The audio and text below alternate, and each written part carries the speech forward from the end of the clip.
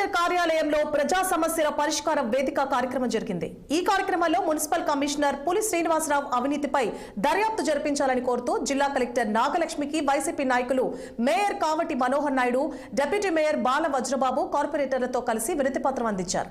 ఈ సందర్భంగా కావటి మనోహర్ నాయుడు, బాల వజ్రబాబు మాట్లాడుతూ బుడమేరు వరద బాధితుల సహాయార్థంలో 9,24,00,000 రూపాయల కమిషన్ అవినీతి చేశారని అన్నారు। స్టాండింగ్ కమిటీ మీద మాట్లాడటం జరిగింది।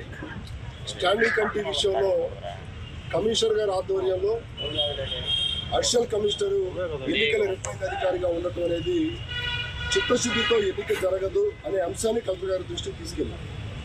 ఈ విషయంలో కలెక్టర్ గారు కూడా నాకున్నటువంటి రూల్స్ అండ్ రెగ్యులేషన్స్ అన్ని చూసుకొని దాన్ని బట్టి నేను ఏమి నిర్ణయం తీసుకోవాలో కూడా చెప్తానని చెప్పి చెప్పడం జరిగింది।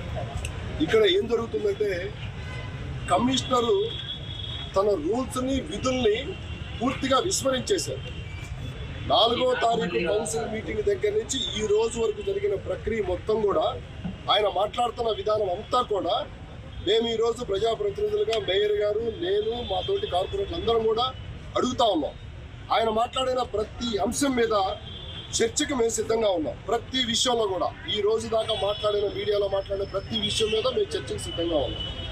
ఆయన చిత్తశుద్ధిని నిరూపించుకోవడానికి ఆయన సిద్ధంగా ఉంటే ఆయన ఎప్పుడైనా ఎక్కడైనా కౌన్సిల్లో మీటింగ్ ఏర్పాటు చేస్తే ప్రతి అంశం మీద మేము కూలంకుషంగా ఆయన మాట్లాడిన దాని మీద కూడా చర్చించడానికి సిద్ధంగా ఉన్నాం।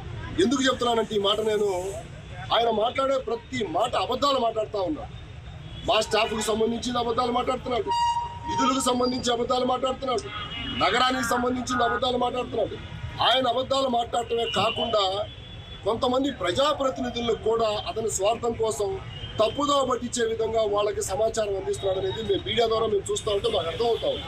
ఆయన ఆధ్వర్యంలో ఎన్నికలు జరిగితే ప్రజాస్వామ్యానికి తూట్లు పడిచే విధంగా ఈ ఎన్నిక తీరు వ్యవహరిస్తా ఉంటది కాబట్టి దయచేసి కలెక్టర్ గారిని మేము రిక్వెస్ట్ చేశాం, అమ్మా మీ ఎన్నికల ప్రక్రియలో మీ యొక్క ఇన్వాల్వ్మెంట్ ఉండాలి, మీరు కూడా ఎన్నికల ప్రక్రియను మీరు పర్యవేక్షించండి, అప్పుడే ప్రజాస్వామ్యబద్ధంగా జరగాల్సినటువంటి ఎన్నిక ప్రశాంతంగా ప్రజాస్వామ్యబద్ధంగా జరిగింది।